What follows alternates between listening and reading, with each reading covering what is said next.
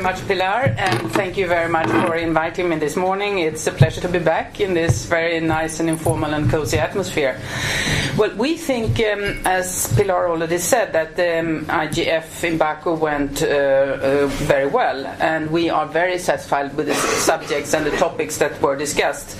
The EU was indeed represented by a solid delegation with MEPs and also by European Commission officials. I have two colleagues here, Enrico Forti and Michael Niebuhr, who also participated in Baku, so if I forget anything they can complete my my intervention here.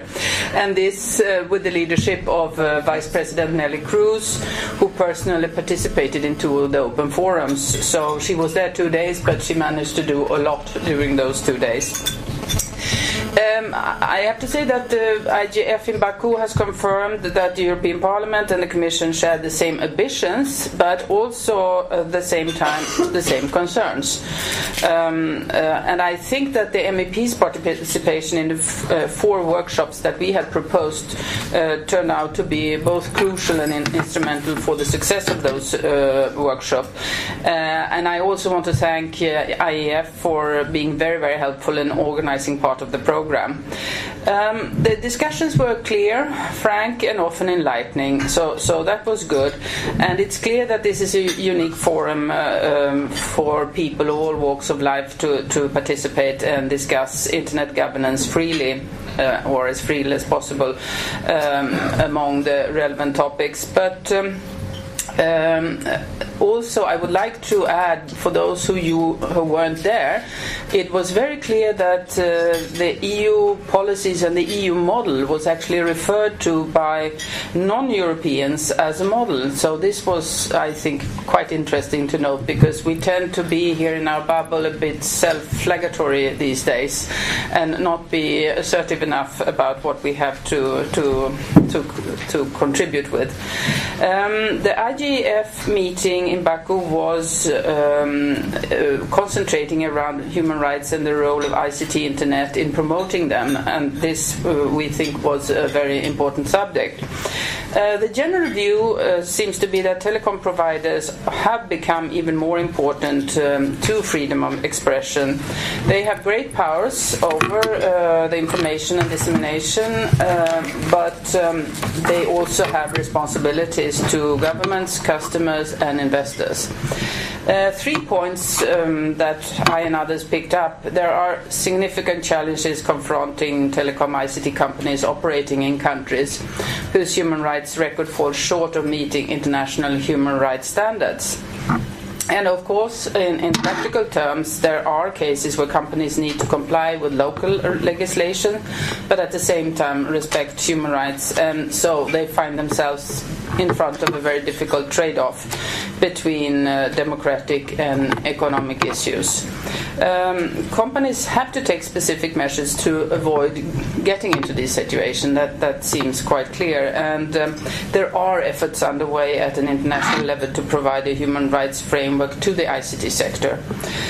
The way forward is clearly not easy. The challenges must be met jointly by the industry, national and international organizations, civil society, and transparency, accountability, and a proactive approach and multi-stakeholder participation are of key importance.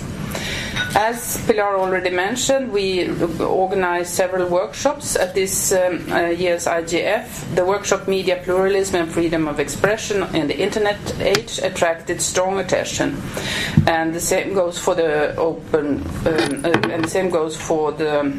evaluating internet freedom initiatives, what works, because they nicely dovetailed into the main themes of this IGF. Also, the workshop Protecting the Rule of Law in the Online Environment, co-organized with Euro-IPSA, attracted strong attention, and Pilar has already referred to the pre-meeting on enhanced cooperation. And I'll come back to that, but just to mention also that Vice President, as you know, is very keen on children's use on ICT.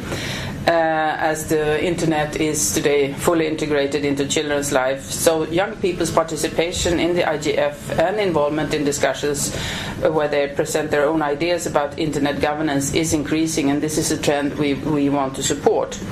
We have also contributed through the Safer Internet program, and every year actually a delegation of projects funded under the program has been present at the IGF already.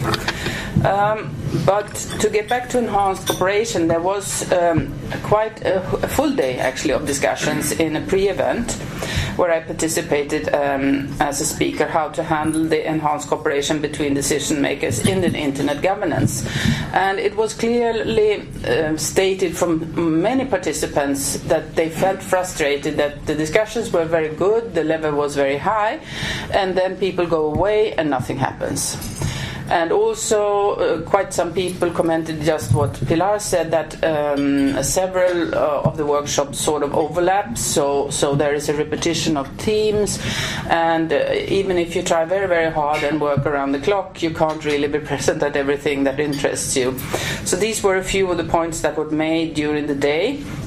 And there was also a proposal put forward by Brazil to look into enhanced cooperation more in detail, to set up a working group. I am cautiously optimistic that we will end up with a multi-stakeholder UN initiative, but from our point of view it is crucial that it is multi-stakeholder, not a UN committee. Because we want the different voices to be heard in shaping the internet governance.